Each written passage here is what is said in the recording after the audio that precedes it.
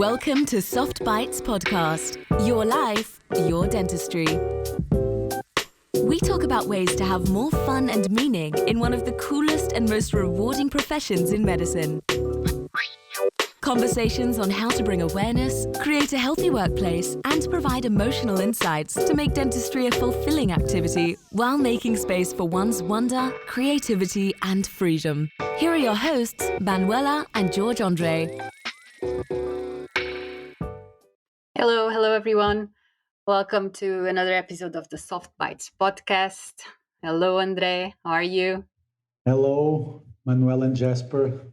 Lovely to have you here, both of you. Today we have a very special guest, Jasper. I'm going to do a short introduction.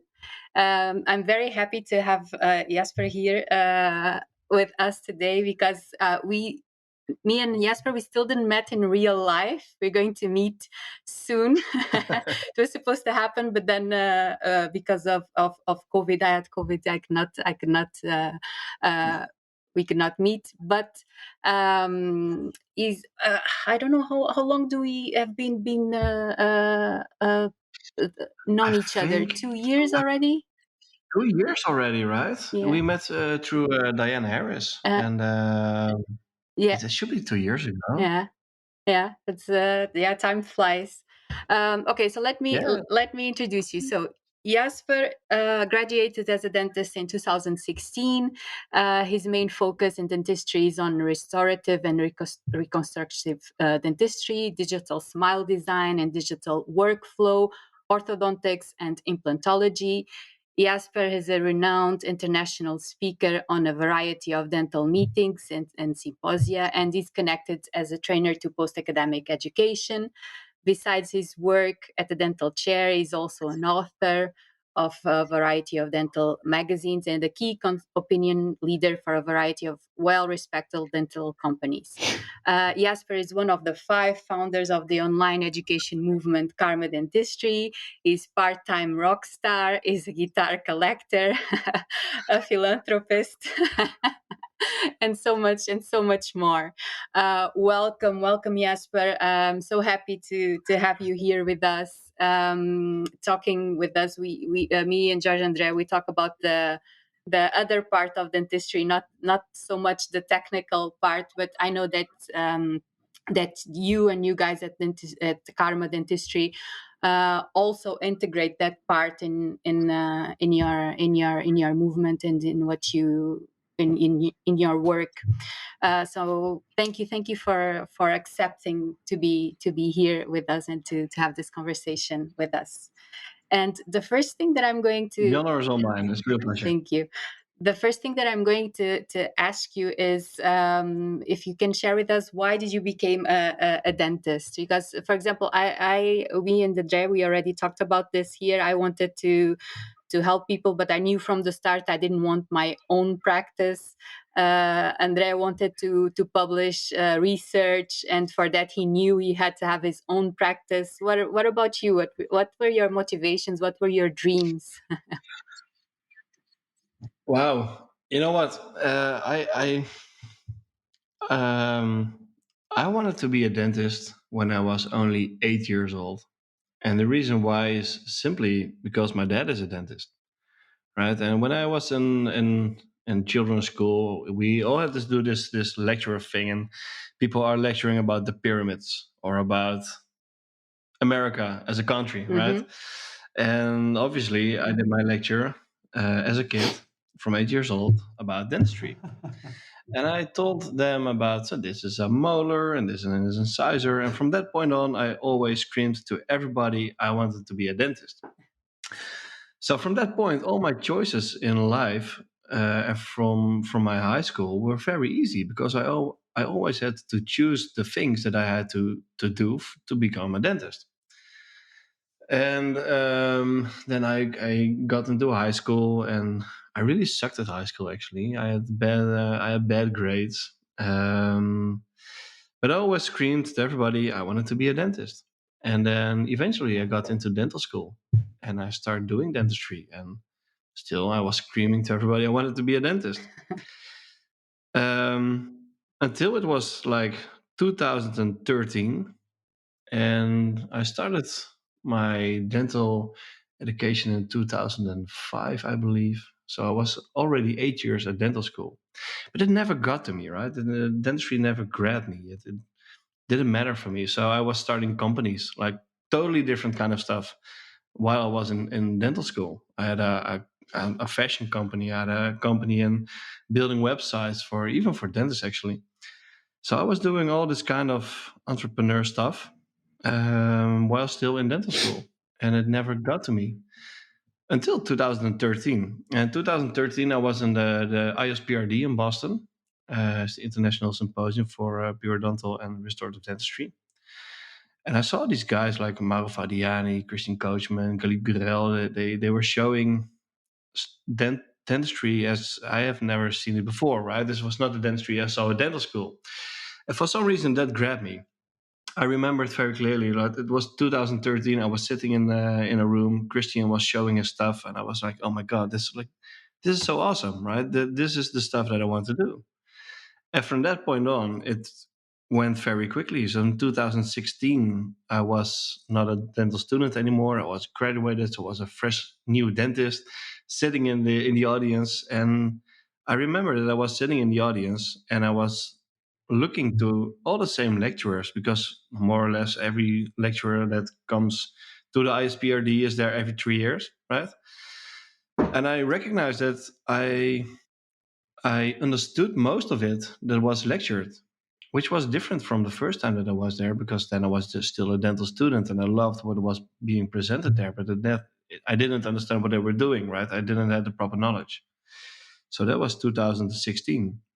2019, I had done my first national lecture. And now it's 2022, and next week we go to ISPRD again for the fourth time. And we are working with Karma with like a lot of the speakers. Mm-hmm. And that's something that blows my mind every day of the week, right? It's just the fact that from 2013, that was the pinnacle. That was my starting point in dentistry. From that point, I started to love it, and I still do every day. So that's how I became a dentist. I never wanted to be a dentist when I look back to it now. I always did it because my dad was a dentist, but something had to happen to get me into it, right? And you just mentioned karma, and you I think I heard you. I read somewhere you define it like an online educational movement. Can you tell us what's exactly what karma is, how it started, and how it's evolved? Yeah, absolutely. So when we started doing lectures about restorative dentistry, composites, etc. So the Netherlands is a very small country. So obviously, people who are lecturing in the Netherlands, everybody knows each other. Like it's a very small community who are doing all the trainings and all the lectures. And some of these guys, like all the very very young guys, we are friends together because we see each other at every symposia and every dental meeting. And at one day, I was asked to design a composite course for a company. And a buddy of mine, Freek, also was asked to do the same composite course. And they said, okay, you have to design this composite course, but it has to be very, very different from the rest. And we were just like, it's a composite course, right? It's still dental composite. How different can it be? And then we found out that Maarten was doing the same thing, and Erik Jan was doing the same thing, and Mart was doing the same thing, but all for different companies. So that was the moment that Freek and I said, this is weird. Why we are going to compete to each other while we are friends and we are more or less sharing the same knowledge to everybody. Why don't we do it together? And that was actually a pretty good idea because I'm 36 years old. I have two little kids, right? The youngest one is turning 2 in 2 weeks. And the oldest one is 4.5. So it's kind of messy and busy here at home. So being a young father and buying a house and getting married is very mandatory on your personal life, right? And dentistry can be very busy as well. So to find balance in those two is crazy difficult. And every time we think we have it under control, something changes and it collapses the whole balance. But I was just discussing this with Freek. So yeah, but why don't we do this together? And Freek said that's a pretty good idea. So then we went to Maarten and to Eric Jan and to Mart. And we explained them the idea, and they say, this is very good, but there's one problem. We have to do something that is not very doctor-like. Like when you are lecturing, you want to be on the biggest stage in the world, and you want to showcase your biggest cases and the most beautiful photography, etc. Right? You want to be the top monkey. So the thing that we had to do is just to leave that ego side for what it is and try to do it really together, right? To share everything that we have together. And we did some coaching, some meditation, mediation in this, and just to see if we can find a way to do it really together. And this process was all pre-COVID. And at one point we say, let's do it, right? We think this is a good idea because it should give us more time at home, which is the place to be, right? I'm the happiest person when I'm at home. And then COVID happened. And in the Netherlands, we had two big dental associations. And then COVID happened. People are scared, they didn't know what to do. We had to close the practices. And what happened is that both associations, they started fighting with each other. Just in a time where they had to be there for their people, right? As a board, they had to stand up and say, okay, guys, we're going to be fine. This is how we are going to do it. Now they actually started to fight with each other. And we said, there's so much negativity going on. Like we have to do something.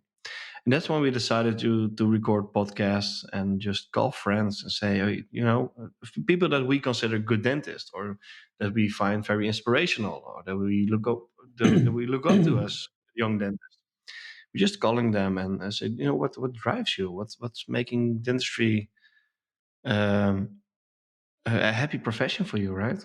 And the funny thing is, we collected a lot of personal stories with this, and that was really cool because there was a lot of positivity in this. And then from that point, Karma started to hit off because we had a lot of attention, not only in the Netherlands or Belgium and Germany, but also so we went all over the globe actually, and we started to call other people that we find very inspirational. We started just to email Christian and Amaro. And they say, yeah, we are happy to collaborate because the whole world was in the same problem at that point, right? Everybody was scared, didn't know what to do. And we just started to talk with each other from a very positive mindset. And that was crazy because I just told you the story from the ISPRD and suddenly we were just like the same as we are now on a podcast recording this. I was doing this with my real idols, like people that I really look up onto. And we did this for I think 4 months, something like that. Just before summer, we talked to each other. Say, we have this momentum now. We have all this attention. If we want this to be a very durable platform, we have to step back a little, rethink our organization. Let's see what we can do and how we can bring this attention and positive mindset to as many people as possible, and especially young dentists in the Netherlands. Because in the Netherlands, we have a problem and it's called fixed pricing. So that means that if I'm doing a filling, it's one price per filling. Doesn't matter if you do it in 10 minutes or in 2 hours. I like to do it in 2 hours with all little increments and little coloration. Like it's a hobby. I love to do that. But that will cost me money if I do it. So it's a crazy system.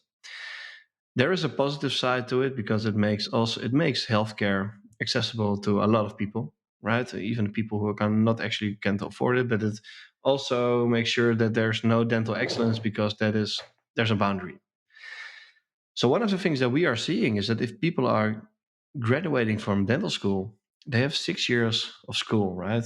And I know for a fact that when I was graduated, I was a shitty dentist. I couldn't do anything right, especially when I look back now, because I started photographing all my work. And when I look back now, I'm just looking to these pictures. Oh my God, right?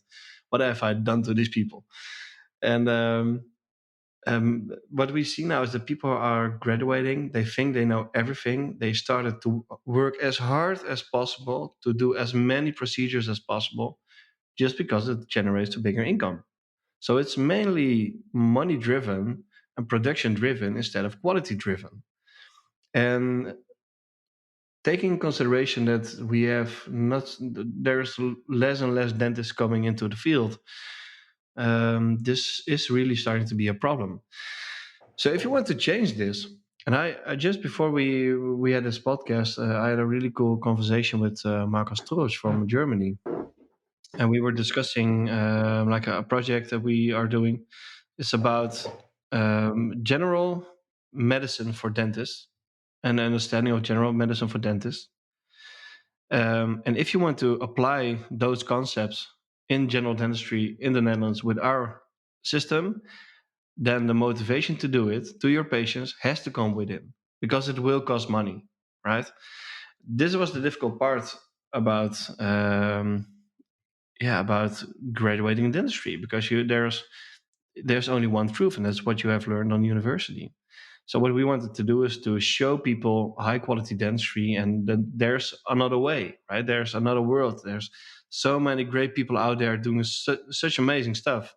And we try to get this moment that I had in 2013 in Boston to as much people as possible, right? And what we really find really cool is that there are so many people who said, yes, of course we are going to do this. Like people that we really look upon to. Everybody that we asked said, yes, we love this. We want to get this to as much people as possible. The whole project, the whole platform, everything is funded by ourselves. Actually, it costs us a lot of money, but it's worth it, because like the stories that we get back now from 2.5 years of work is, for us, mind blowing, because we know for a fact that the moments that we experienced in Boston or at other places, people have the same moments now. And that's really cool, because then you're making dentistry better from the inside instead of money driven or whatever. This is also how this whole Karma on Tour came about. Yeah, I was about to ask you that. I was about to ask you how that the Karma Tour idea, how did it come up, and what can you say about what are the new ideas for this year? So, can you talk a little bit about that, please? Yeah, absolutely. You know, so when this whole thing was happening and we were starting all this collaboration with a lot of people, then we were talking to each other. So, like we have to get this awesome dentistry, like because we work with smiles on our face because we love what we are doing. We want to have this awesome dentistry to people as soon as possible, which is in dental school, because I can remember every representative from every company that I saw in my last year in dental school. And there's a good reason behind it, because at that point in your dental career, you are very susceptible to every kind of information that you get, because you're about to become a dentist and you have no idea Yeah, how it works in the real yeah, world, right? So you get everything that you get around, and every company that you see, absorb. you will remember it. So that's why we said, we have to get out there. So we started to contact the universities, and they were kind of a little bit scared, because why are these guys coming by? And then we said, you know what, we are not going to ask them. We are just going there. So then we hired this party bus, and the party bus has like it's really cool. It has flamethrowers on the roof. It has like a big subwoofer in the back. It's a real party bus, but we transformed it into a lecturing bus with a lot of screens, and we can do presentations in that. So we drove to every university in the Netherlands and in Belgium just to provide free lectures. And we did a congress as well for just every dental professional. And the most important part, and that was actually the product of this whole project, was a small after movie. Because this 15 minutes that we recorded went to so many places around the world. To us, it's mind blowing, but it changed a lot of stuff for a lot of people, and it has to do about like getting high quality dentistry to dental students as soon as possible. And I'm not saying that they are not learning this at university, because they do, right? That's the funny thing. Like everybody's always complaining about university and how you don't learn Yeah, anything at university. But when I was freshly graduated, I can clearly remember I had this ortho case, and I recognized, okay, this is an ortho case, but I cannot place it in context, right? So what I did, I went to to all my summaries that I always made for all the tests. And I went into my ortho summaries, and I said, "Oh yeah, it's right there, right?" And I have done this like a few years later. I've done this again. I went through all my summaries and all the stuff that I always complained about. So I have never learned this at dental university. How dare they not teach me this, right? Everything was But there. they did. Yeah. They did teach me that, but I was Mhm. not present enough at their Exactly. point in time Exactly. to remember it and to get it to me, right? Mhm. And that's the paradigm shift. At one point in time, there should be like this open mindset, and from that point, you start collecting information. Mhm. And on the other hand, I'm still learning to this day, right? And I'm perfectly comfortable in almost doing every dental procedure myself, from ortho to implantology to perio. But still, I'm learning. Even like 1 hour ago, I had a lecture from Marcus. I'm still learning, and this learning curve is it's just plain fun. It's really cool to do so.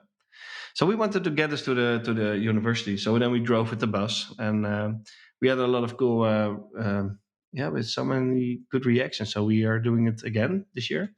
We're also extending it to Germany and to Italy. So we are going on a tour. Yeah. All right.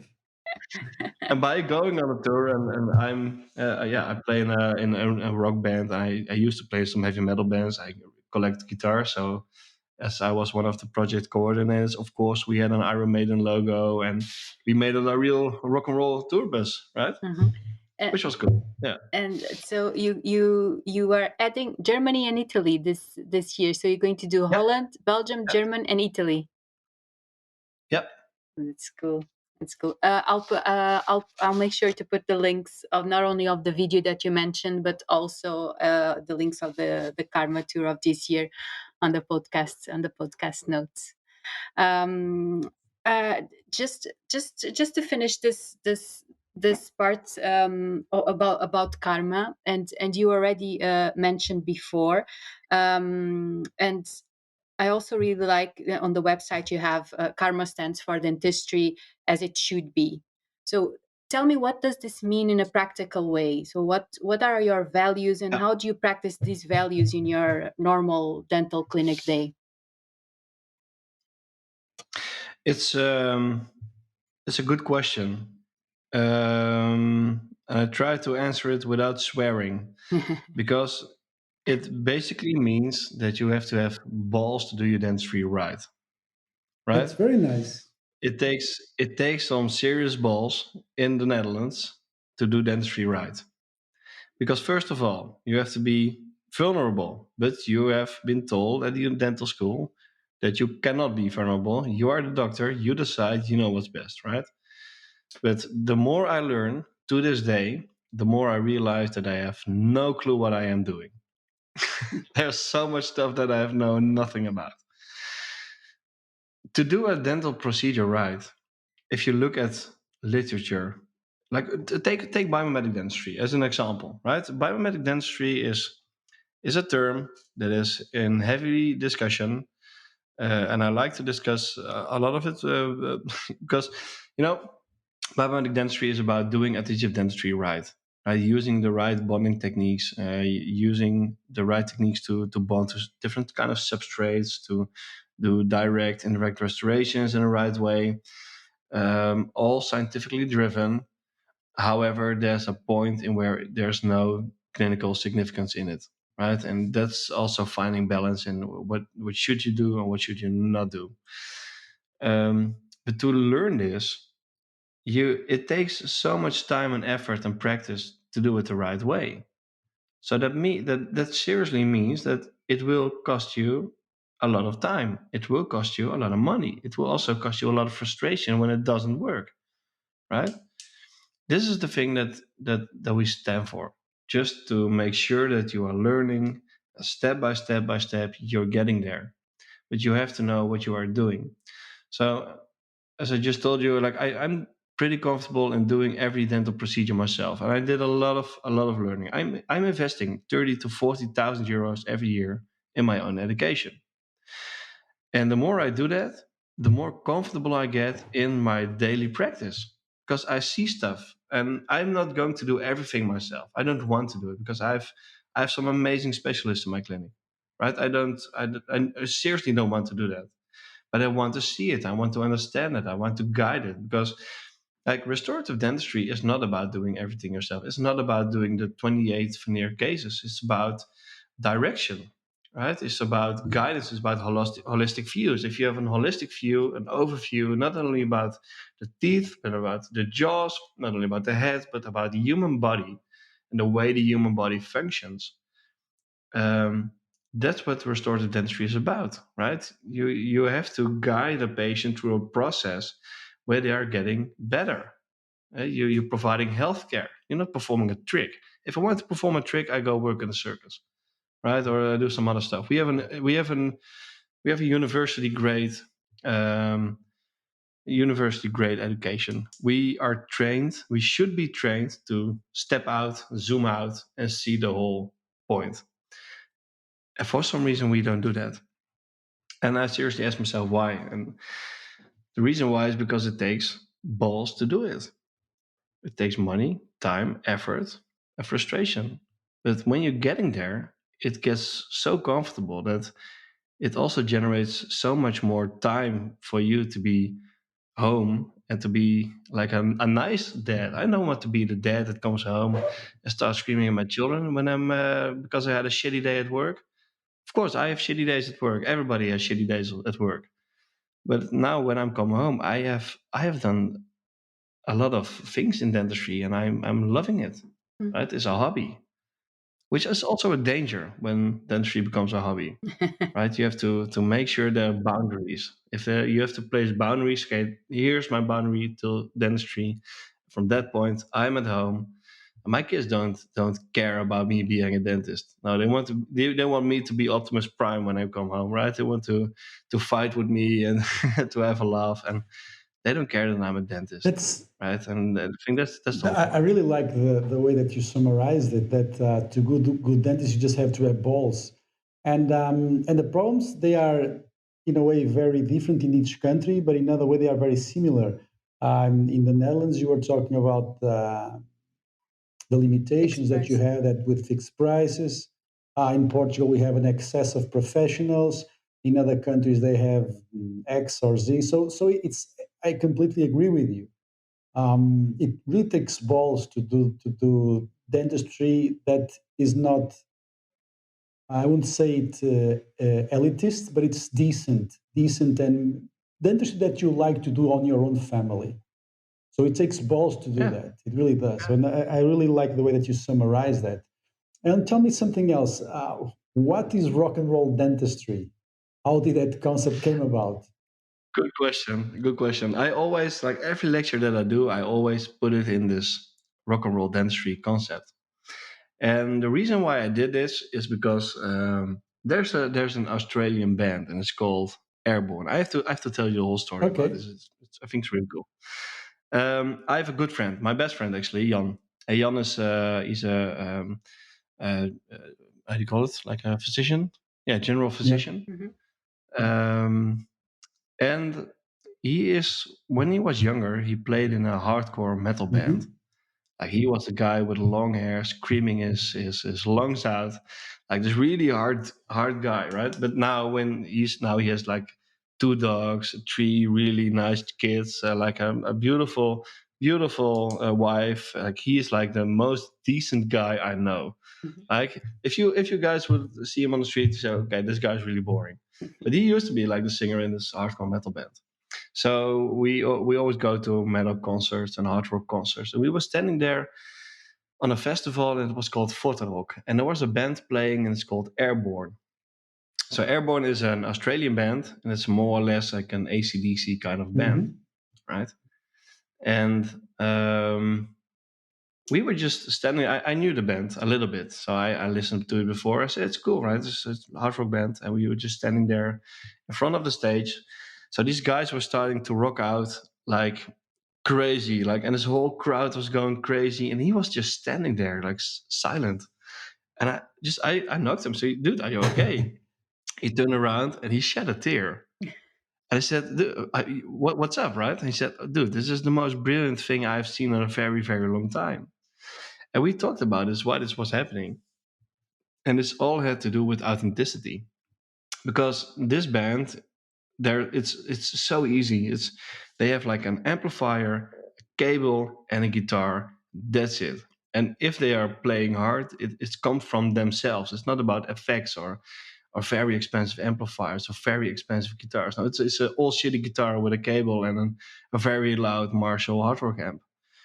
And it's really authentic if you see it. And this is also what grabbed us, right? And since then, it's our favorite band. So this same band, Airborne, has a documentary, and I really highly recommend it to look at it, because they are showing their touring live, like going from venue to venue to venue and performing.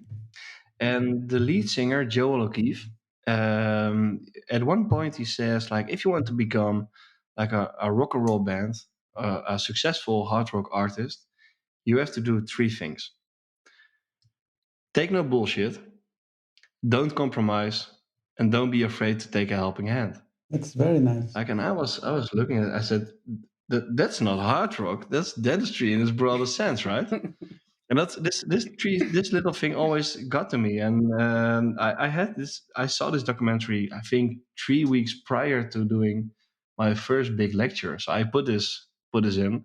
The whole lecture that I prepared was like very high tech dentistry stuff and beautiful photography and that kind of stuff.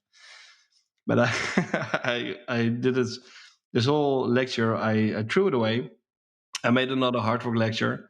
So I was able to put AC/DC in a big room full of kind of boring dentists, and they absolutely loved it. So from that point on, I always put everything in rock and roll dentistry, because with these values, like take no bullshit, don't compromise, and don't be afraid to take a helping hand.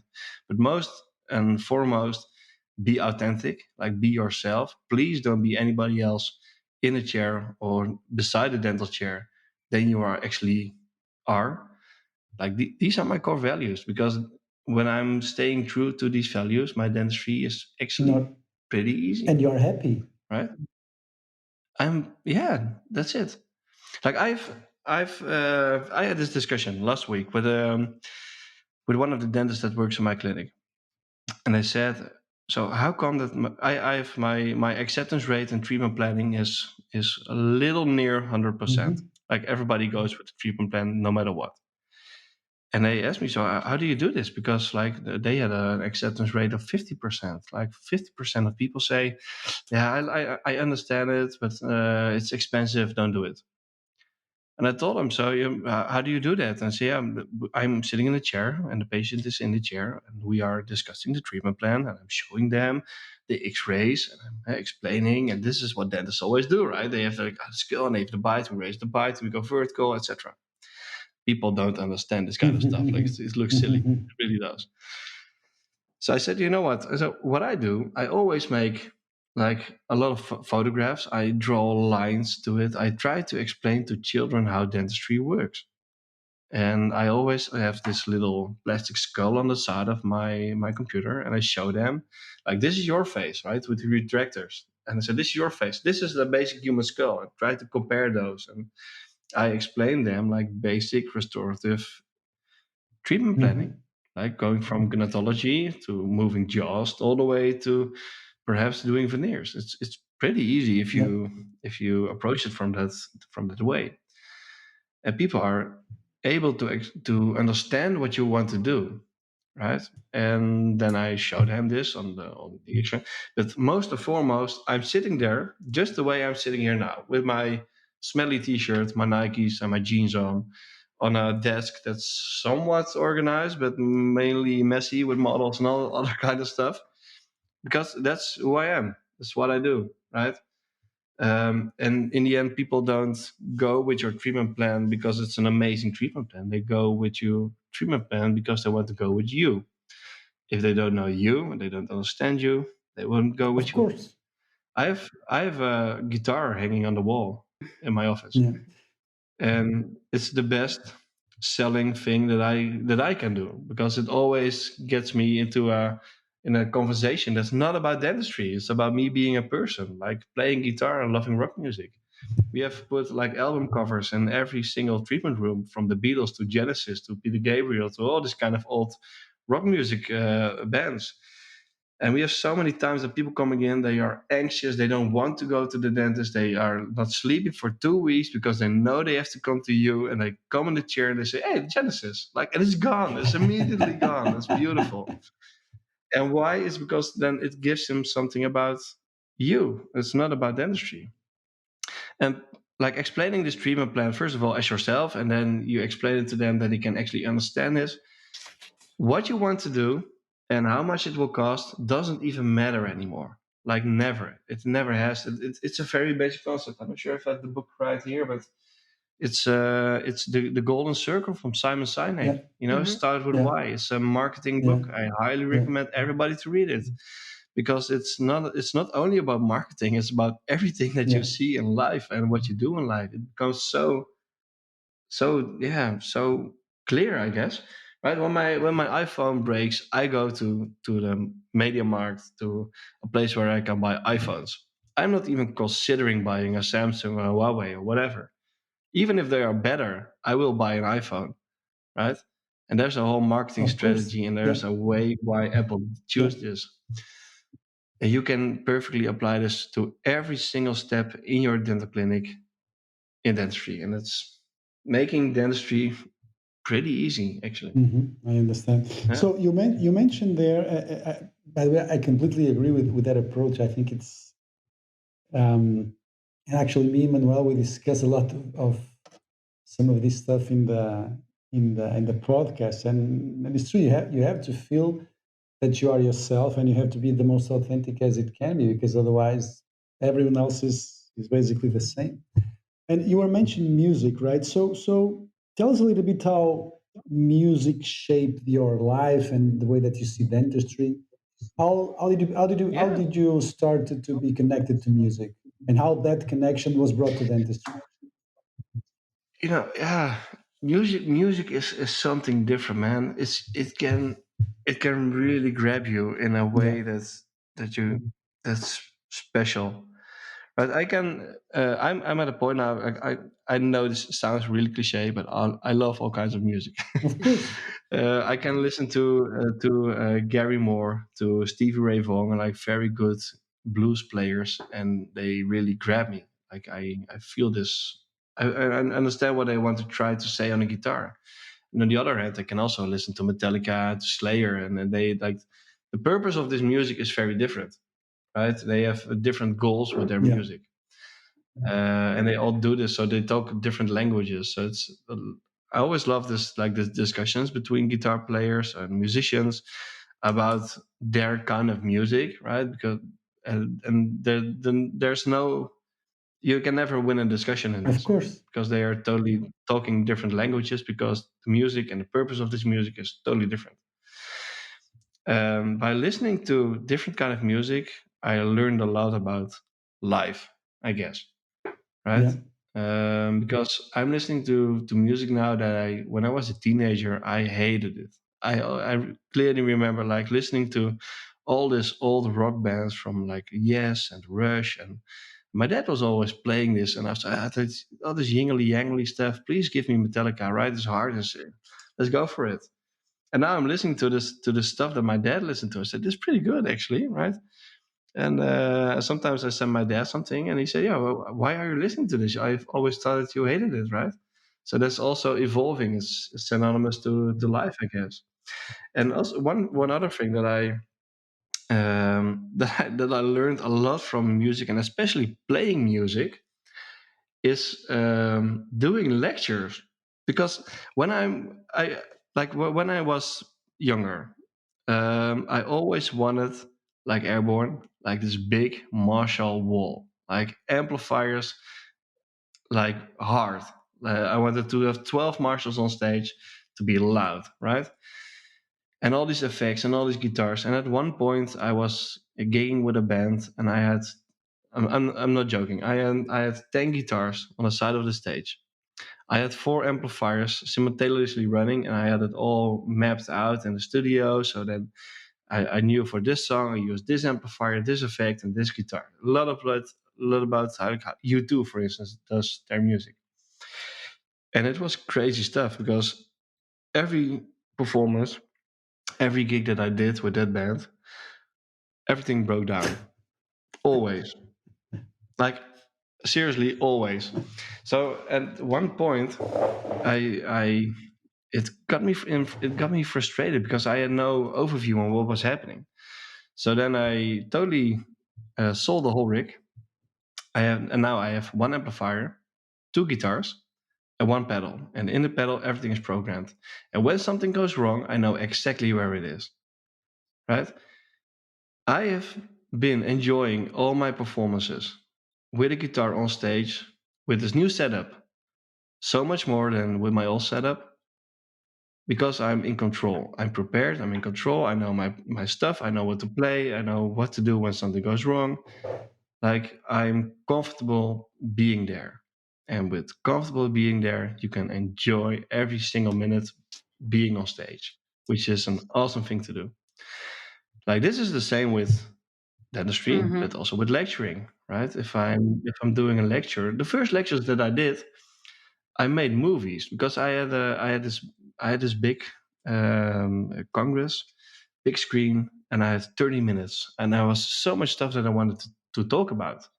This is my thing, right? And when I start talking, then I'm getting enthusiastic about stuff, and I can get stories about rock music for 3 hours long. It's no problem.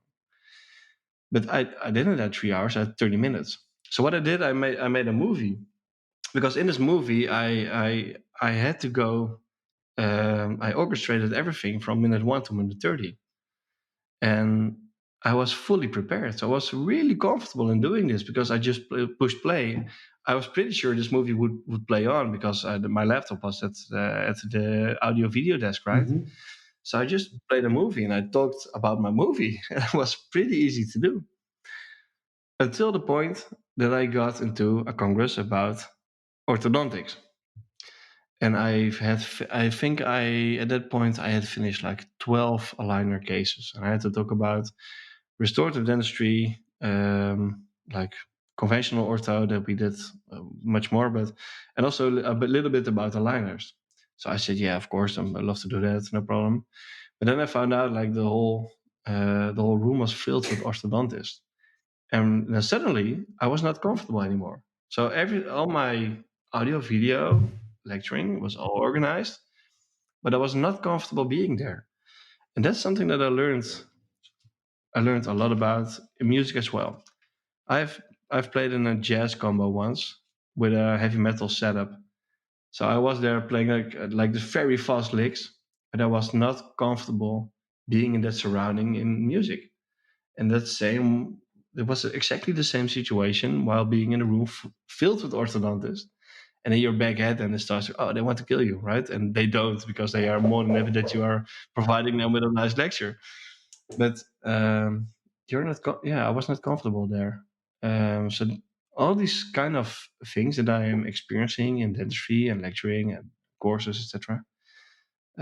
More or less, I have experienced the same things with my music and my bands, and I love playing with my bands because when I'm out there doing a gig and I'm in a cafe or something, right? And then it's never about Jasper the dentist; it's always about Jasper the guitar player, and it's a totally different Mm-hmm. world, and I loved it. I really love it. Yeah. And tell me something. For you, what do you enjoy more in music? Is it the melody, the sounds, or is it the which is connected to the technical skills of the player because you're a musician, or is it like the lyrics and the message? Because for me, something that happens to me, and I love music. Sometimes, there's a song that I actually don't like, or that I don't like the style, I don't like the lyrics, but there's 10 seconds on the intro or on the end, there's this beat that I love, and I just keep completely focused on that part, and I love it. So for me, music is really about some sounds that really get into me. It's Yeah. How does it work for you? I have exactly the same thing, right? Well, it changed on me. I have to be, it changed on me. So when I was younger, we always tried to do it as hard and as Yeah, fast as yeah, possible, right? Because that was the thing. If you the faster you play guitar, like the more yeah. awesome it was. So then we got into Dream Theater, Steve Vai, Joe Satriani, all these guys. I learned all these licks and playing it, and only later I started listening to like blues music, Mm-hmm. like Clapton can do, like Mm-hmm. two notes and grab you. Mm-hmm. Exactly. That's And it. I've always wondered why this is. For some reason, it grabs you. And there's a theory about this. And a colleague of us, Anne, he told me this theory, and I loved it. So you cannot see it actually, but like the closet over there is like filled with guitars. This backside here of the room I have around 50 guitars hanging in the room. Mm-hmm. When I have a shitty day and I come home, I walk into the room and I gravitate to a guitar. It's almost always a different one, and I've never understood why. And I know for some guitars I can play different kind of music easier on. So I have this white Stratocaster, which is all John Mayer kind of Mm-hmm. vibe, and I also have like the Les Paul, and then we go Gary Moore kind of vibe, and I also some metal guitars, and then I'm going to play Metallica. And this is something that I do unconscious. So I'm walking in, taking guitar, plugging it in, turning the amplifier on, and I just start playing. I just have to let it out. For me, it works really therapeutical. But I never understood why I would gravitate to a certain kind of instrument. And then Anne told me the story about like resonation, because your cells, your body Mm-hmm. resonates, right? And emotions start Yes. make sure that you resonate Yes. to a certain kind of Yes. level.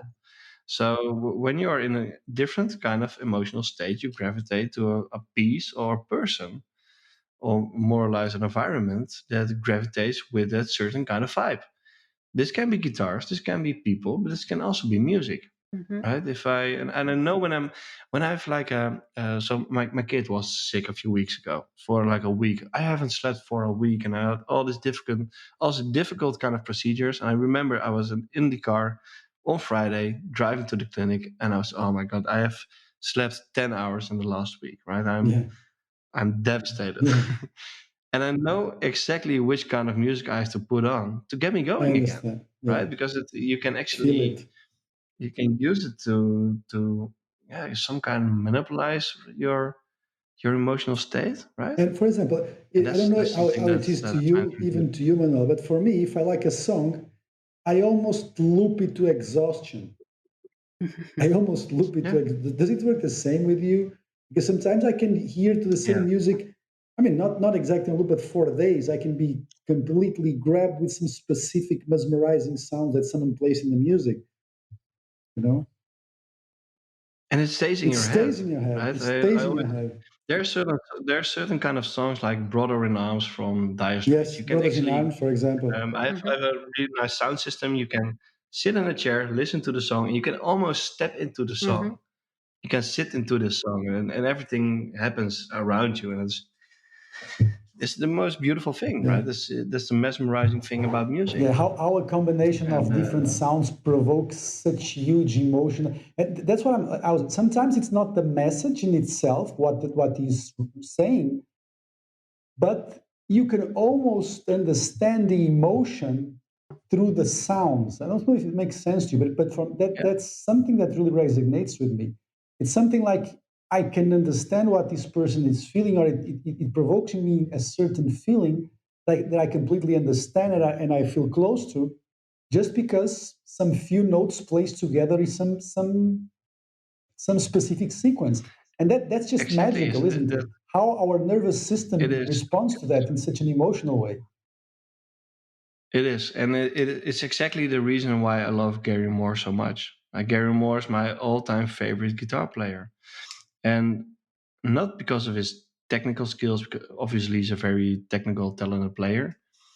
Not so much about his songwriting, because they are good songs, but yeah, not Yeah.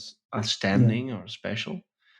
But the way he can play notes on a guitar, like speaking to you, Yes. in combination with the Of song, right? course. So you have like "Empty Rooms" is a song, that's about divorce. And if you hear him play, he's almost crying on stage playing this stuff. And oh man, it gives you Yeah. goosebumps.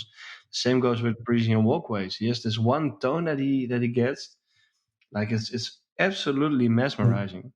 I have, like, Gary Moore, he died a few years ago, and I was a dental student at the time. I was starting to collect guitars a little bit, but when he died, his whole guitar collection went to auction to I believe it was Sotheby's.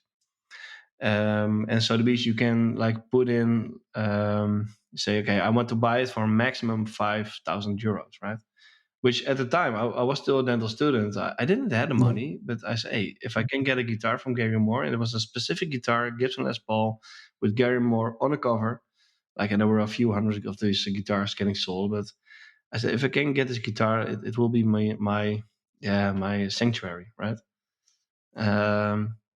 And eventually the guitar got sold for 5,300 euros. So I've always said that I almost had a real guitar from Gary Moore. You never know. You may still I get one in still, the future. You never know. Yeah. obviously, absolutely, like, and it's the most iconic guitar. Greenie has been sold for $4 million, so I'm pretty good about that. But you know what? I've always seen this as something from, I wish I had this guitar. But now, like a few years later, I come to realize that it's possibly one of the best things that ever happened to me, because I still have something to look upon to. It's also really good to not have stuff, Of course, right? to be minimal. To be very comfortable with. I mean, not have stuff. I don't get me wrong. I have like 50 guitars in the room here. Uh-huh. My guitar collection is totally getting out of hand and almost got me 3 times in a divorce.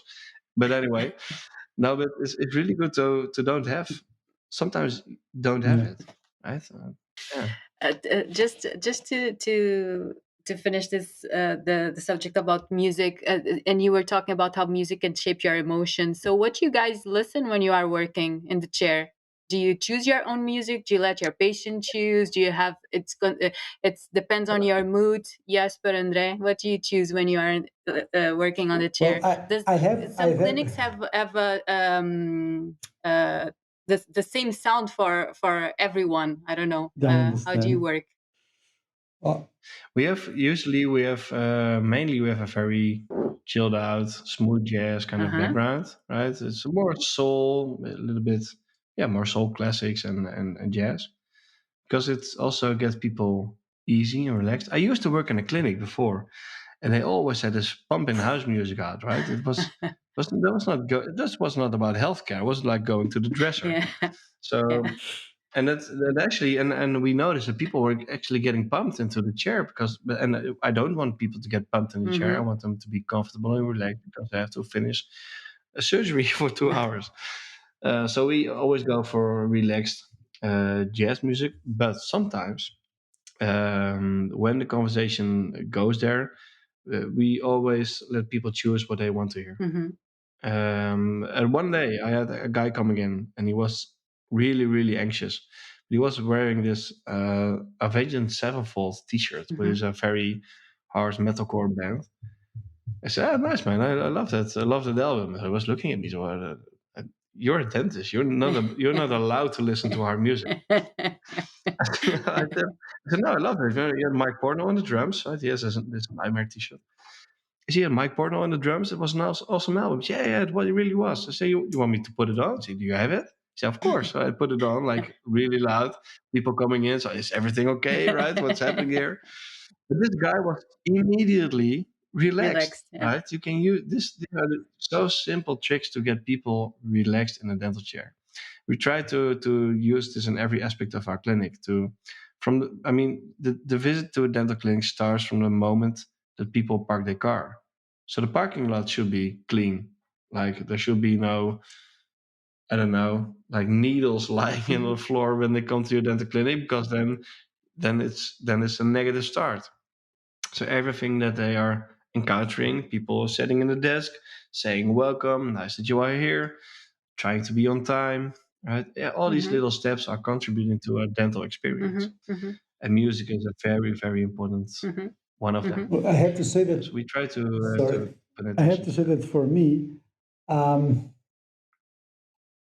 we have the playlist in the practice, and it's pretty much music that I like. So you make the playlist. So basically, if a patient wants to ask me for, I was recently talking to a DJ, and it was like, well, DJs, we always get asked like, oh, can you play this music? Can you play this? So for example, there's a guy, a friend that works in Porto, and sometimes there's a group of Spanish, they come, or French, all drunk, and they say, well, can't you play this? Can't you play reggaeton? Can't you play this? And I was like, well, sometimes it's tough to be a DJ, and I have to say I have the same attitude. If I'm doing something I need to be focused and I'm gonna be on the floor, I just choose the playlist for me, and which tends to attract people like you to the practice. But I understand it's a little bit. Sometimes I think it's better to focus on the. Of course, the music that I like and that I play is not. It's not to make them more anxious, but even still, and but I also listen to a wide range of musical styles from 70s, 80s, and so on. But But it's cool that you can actually yes, influence people's emotions and exactly, feelings in a dental chair exactly, with sounds, and you know right? what? While Mm. you are singing them, Mm-hmm. sometimes I'm not a good singer, of course, but sometimes I just go along with the lyrics, and for them, they at the end they say, "Well, it's really soothing and relaxing to hear you so comfortable singing this song, and it's really Yeah, interesting." yeah, yeah. But I try to But adapt it more or less no, to but the imagine patients. you being on the other side of the chair, right? If you are in a dental Yeah. chair, and the only thing in life at that point is to make sure that the dentist is comfortable with the procedure that they are going to do, Yes. right? Yes. Because you're lying there, Yes. you have nothing to say, right? And if somebody is like relaxed doing their stuff, even singing with music, it gives a good Yes. feeling, Exactly. right? Because then it gives the feeling, okay, this guy knows what he's talking Exactly. about. That's it. That's Yeah. usually what happens to me. That is usually what happens to me. Exactly.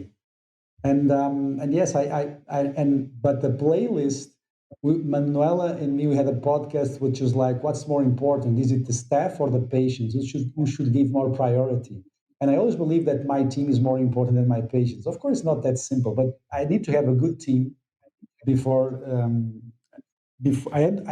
I need to please my team before. I wouldn't say it's one or the other, but one has a priority over the other. There's a sequence that I need to please my team, and then we can please Yeah. the patient. So it's for me with the same with music. I need to like it first, and hopefully they will like it as well. You can adapt in terms of the beat, but it's something that yes, I want to like it, and if I like it, then I'm in a good mood. And if I'm in a good mood, they can feel that good mood energy, which works much better than if I place a song that they like, but because I'm not, they will feel like this insecurity or this bad energy because Yeah. they feel everything. Dentistry, there's something that you cannot hide how you are feeling with patients because they feel everything. They really connect you in Yeah, a but they feel they feel the positive energy. absolutely. That's the whole thing. It's about sound, music. It's about how you look out of your eyes. Like when I had a heavy weekend and I come on Monday with little eyes and they look at me, oh my god, this guy has not sleep. That's not positive energy, Yes. right? And that's not the thing that I want to see as a patient. And I fully agree with you on the staff subject because I need my staff to do good dentistry. Right? Then dentistry is a team effort. Yes. It's never about the dentist itself. So we do publish a lot in dental magazines, and when we are showcasing a dental case, we have a rule in the clinic. It's always about us. Like we did this. We placed veneers. We did preparations. We looked through a microscope. I'm looking through the microscope, but we look through the I microscope understand. because dentistry is always a team effort, Yes. right? And if my team is not aligned with me or with my values, what I want to do in this procedure, then the outcome will always be bad, Yeah. right? And so I fully agree with team first, and I need the team to get to the second stage, which is patients. Mm-hmm. Exactly. Yes, but And you have that ground. Yeah. Yeah. And how do you inspire your coworkers and your employees in colleagues in doing a great job in dentistry? You talked about being yourself, the power of being vulnerable, human connection. Is that what you bring to your team, to your clinics? Is that how you inspire them Well, to? well, mainly playing heavy metal music in the breaks, but no, no, just maybe, you know, I'm I'm pretty comfortable with who I am as a person. Yeah, They should as yeah, well, and shit happens to yeah, everybody. So to me as well, to my coworkers as well, to my colleagues as well. And the most important thing is to talk about this Mm-hmm, and to share values. mm-hmm, yes. mm-hmm, Like, sometimes I care about something and I have to explain to them why I care about it. They can agree or disagree, but they can never disagree with any kind of emotion. That's the mm-hmm, beautiful Can part, you say right? that again? If Sorry, you feel that's very interesting. you can never disagree with an emotion. If somebody is sad, I cannot say I disagree with the fact that you are sad. I can disagree with the factors that make you sad.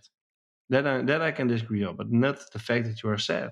So when I have like a tough time, or most of the time I have a very happy time, I like to share it with them, right?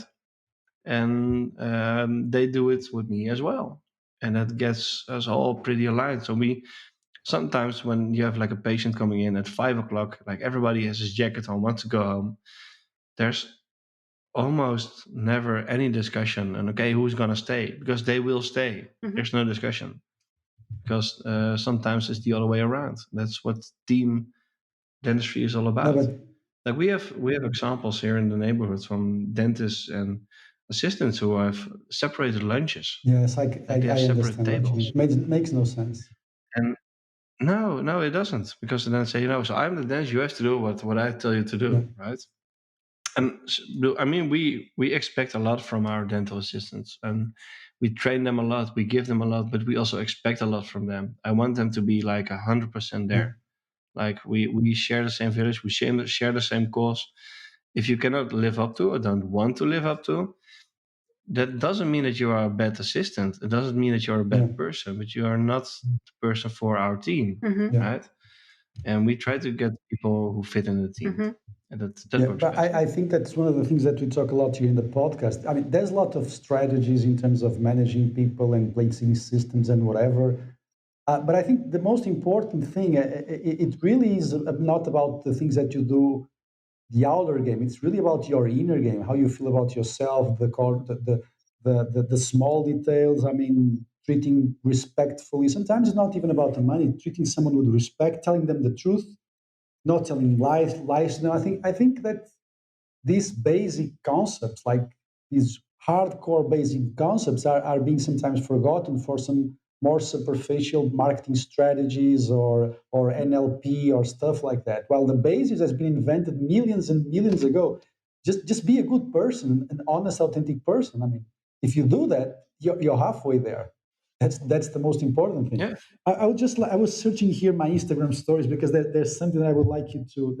I love this sentence. Basically, you know the Zephyr song from Red Hot Chili Peppers, the Zephyr song, Yeah. which is very melodic, very nice, and there's some parts there. There's a part with the guitar of what's the name of the guitarist that came back again? Frusciante. We had Josh No, Klinghoffer no, was John the Frusciante. other, John Frusciante. He's just Frusciante. an amazing player. Yeah. And that melodic part of the guitar, I really love that. And Red Hot is not one of my favorite, but there's something about that song that I could hear the loop of that chord of that solo guitar like for days and days. And there's a YouTube video that from them playing live in I think it's in Ireland, and there's this comment, someone comment there. It's an unknown guy, but he said this. I get high listening to this miracle of nature that popped out of the screen and invade my mind with hallucinogenous figures and sweet sounds from the first minutes of the rising sun when all the creatures wake up and bond their souls with the sun. And it's like that music said that without words. And the guy is unknown. And I've always copied this to a file that I have, and I always remember this sentence, because it really is all about the emotion that a certain combination of notes in a certain way does to your body and to your mind. And that really fascinates me, because there really is no explanation for that, which is something really magical. It it is right, and that's the. I'm not sure if we will ever understand it. Yes. Yeah. Which is also the nice part. It's the same goes with healthcare. Like there's we are doing this integrated project, right? And I'm learning a lot of stuff about vitamin levels, mineral levels, how to monopolize bone morphology within implantology and ortho. And the more I learn about this stuff, like the more I'm thinking, oh, I have no clue like what we are doing. The same goes with music, right? It has been out there forever. Still, we cannot explain why some chords will or will not work. And for classical music, you can. There's a really nice book, Musicophilia, which explains like basic melodies and how people can like for babies. It's really good to play Mozart, right? Because of their education and trying to train their listening, etc. But we don't know exactly why, and that's beautiful. I love that. So it really is amazing. Okay, just to finish our conversation, you have a lot going on. So clinical practice, Karma, you're a speaker, you give courses, you have a band, you have a family, kids. Work-life balance. So it's something that dentists struggle with. Does it exist, work-life balance? I mean, Yeah, it does. Like how do you do it? every How time do you do it? well, every time you think you have it under control, it fails horribly. Now that's what really works for me is two things. Well, first of all, the first one we have discussed already is being authentic, just to do what you want and be yourself. And the second one I learned from my younger brother is to say no. Of course. Boundaries. Like say no.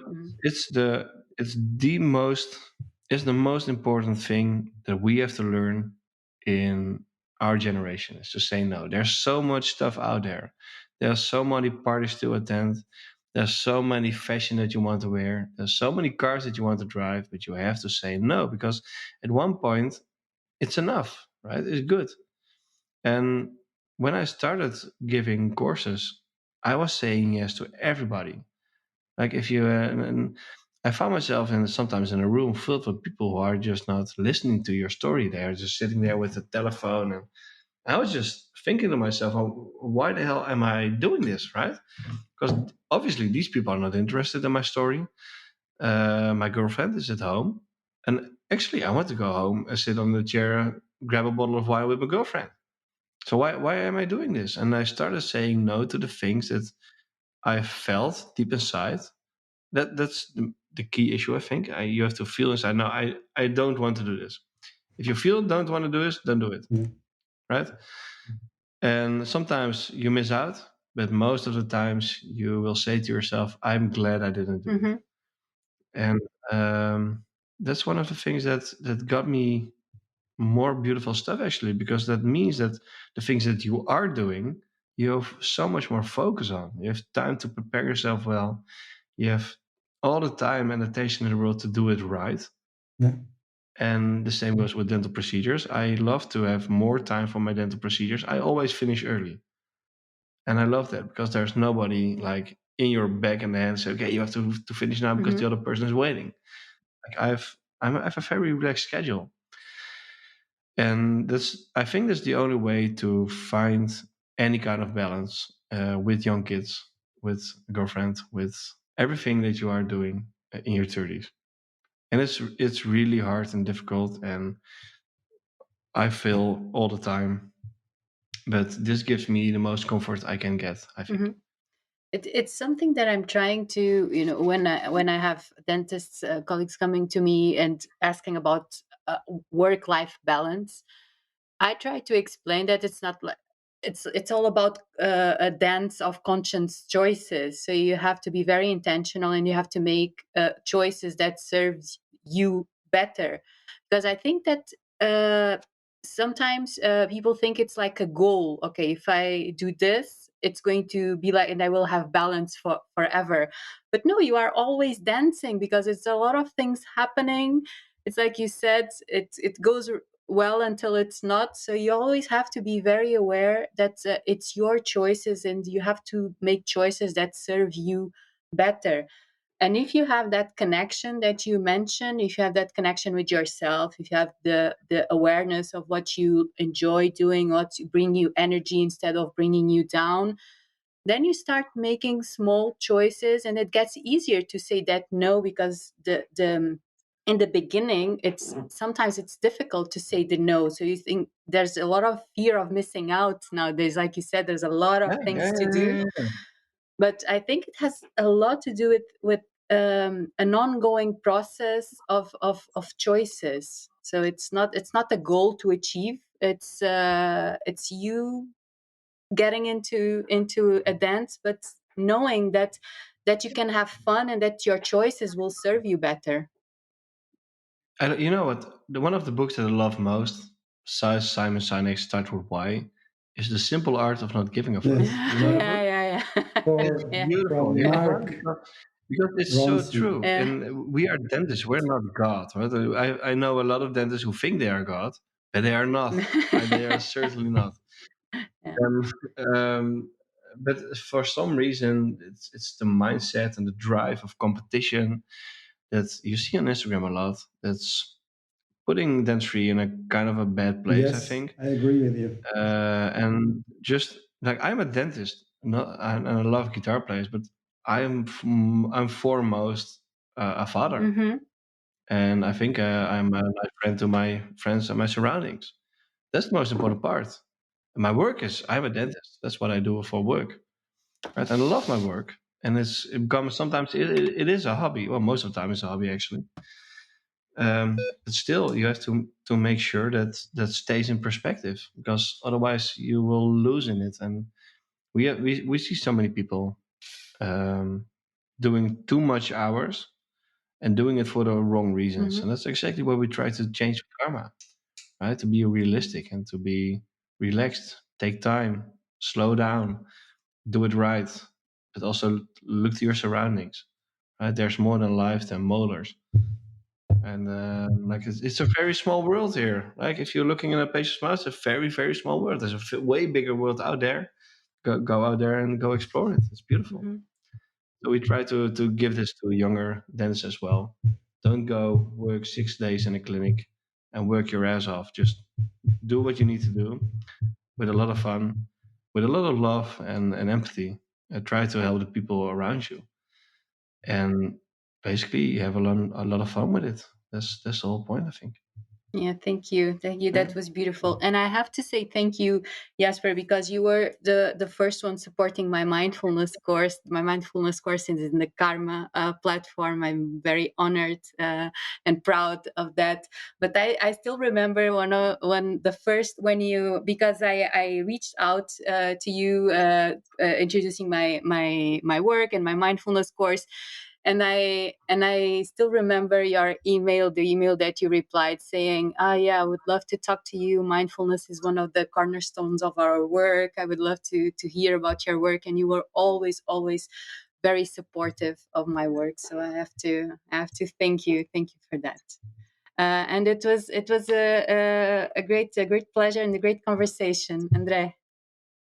Yes, I loved meeting you, Jasper. I think that your interview is a great fit for the podcast, because I think that there's a lot of things that me and Manuela share in terms of the same values, that really you are not the center of the universe, and it's very easy for dentists to believe that. And I like your expression. There's more than life than molars, and that's exactly right. That's exactly right. You know what? The honor was all mine, and I think that. So I think we are Yeah. actually all talking for 1 hour 30. We can do this for evenings long, but then we have to get some bottle of wines to it. Thank you so much for your time, Jasper, and I'll meet you soon on the 1st of July. We're going to be together. Looking forward for it. And absolutely, we would have really forward to seeing you in the clinic. Okay, so Jasper, if you ever want to come to Portugal, just let me know. I live here in the north. Portugal is the place to be in Europe for now. You want to take some days off? I will put it on the travel list. I know my girlfriend really wants to go to Portugal. So Portugal is a lovely country to spend a few days, even to live. Go. I will. Okay, Jasper. Okay, thank you so much. Thank you so much, and thank you for everyone that listened. It was a real pleasure. Thank you.